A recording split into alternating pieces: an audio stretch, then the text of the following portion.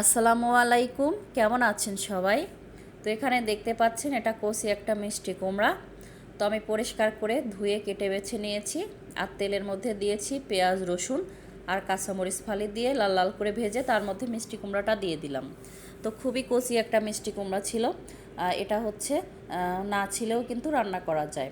তো এটা হচ্ছে গরম গরম ভাত, রুটি, পরোটা, তো সব কিছুর সঙ্গেই কিন্তু অনেক মজা হয় খেতে। আমি দিয়ে দিয়েছি স্বাদ মতো লবণ আর হলুদের গুঁড়া দিয়ে এটা ভেজে নিচ্ছি তেলের মধ্যে। তো রান্নার পরেও কিন্তু কালারটা সবুজই ছিল, খেতেও অনেক মজা হয়েছিল। তো এই মিষ্টি কুমড়ার ভাজিটা একবার হলেও ট্রাই করতে ভুলবেন না, খেতে কিন্তু ভীষণ মজা হয়। তো মিষ্টি কুমড়াটা যেহেতু ভাজা হয়ে গেছে নামিয়ে নিয়েছি। আর হচ্ছে নতুন আলু দিয়ে ভাবলাম একটু গরুর মাংস রান্না করি। তো আলুটা কেটে এখানে পরিষ্কার করে রেখে দিয়েছি, আর সাথে হচ্ছে গরুর মাংস। তো তেলের মধ্যে একটু আলুটা লাল লাল করে ভেজে নিচ্ছি। তো দেখা যায় আলুটা ভেজে রান্না করলে মাংসের স্বাদটা কিন্তু নষ্ট হয় না, কালারটা নষ্ট হয় না, খেতে বেশি ভালো হয়। আবার দেখা যায় নতুন আলু কিন্তু না ভেজেও রান্না করলেও হয়। তো একটু ভেজে রান্না করে নিচ্ছি। আর হচ্ছে ওই একই তেলে গরম মশলাগুলো দিয়ে দিলাম, দিয়ে দিচ্ছি হচ্ছে বাটা মশলাগুলা। তো একটু ভালো করে কষিয়ে নিয়েছি। এখন দিয়ে দিচ্ছি হচ্ছে গুঁড়া মশলাগুলা।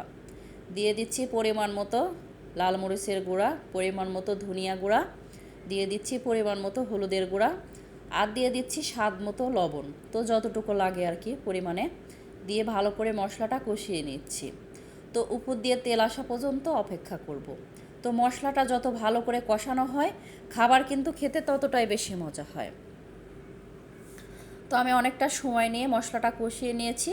এখন দিয়ে দিচ্ছি কেটে ধুয়ে পরিষ্কার করে রাখা গরুর মাংস। তো গরুর মাংসে যে এক্সট্রা পানি বের হবে ওইটা শুকিয়ে নেব, আরও সামান্য পানি অ্যাড করে ভালো করে কষিয়ে নেব। তো দেখা যায় এভাবে মাংসটা কষিয়ে রান্না করলে মাংসটা কিন্তু খেতে বেশি মজা হয়।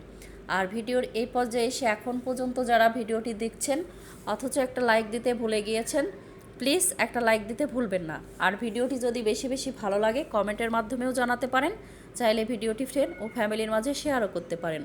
তো যাই হোক, আমি অনেকটা সময় নিয়ে ভাজা ভাজা করে কষিয়ে নিয়েছি। এখন দিয়ে দিচ্ছি ভেজে রাখা আলু, আস্ত কিছু রসুন, আর দিয়েছি 2-3টার মতো কাঁচা মরিচ। তো এখন ভালো করে আরেকটু কষিয়ে নিচ্ছি নেড়ে চেড়ে। তো আলুটা যেহেতু ভাজা, তো এখন দেখা যায় খুব বেশি না কষালেও হবে। আর পাশের চুলায় আমি গরম পানি বসিয়েছি। তো গরম পানি ইউজ করে রান্নাটা করে নেব।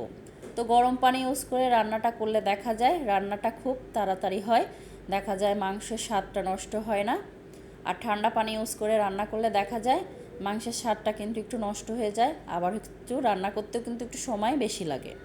তো যাই হোক, এখন নেড়ে চেড়ে সিদ্ধ হওয়া পর্যন্ত মাংস রান্না করে নিতে হবে। আর আপনি যদি আমার চ্যানেলে আজকেই নতুন এসে থাকেন, চাইলে আমার চ্যানেলটিকে সাবস্ক্রাইব করে নিতে পারেন।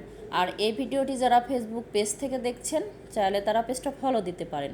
আপনি যদি অলরেডি সেই কাজটি করে থাকেন তো আপনাকে জানাই অসংখ্য ধন্যবাদ। তো আপনাদের সাথে কথা বলতে বলতে রান্নার লাস্ট পর্যায়ে চলে এসেছি।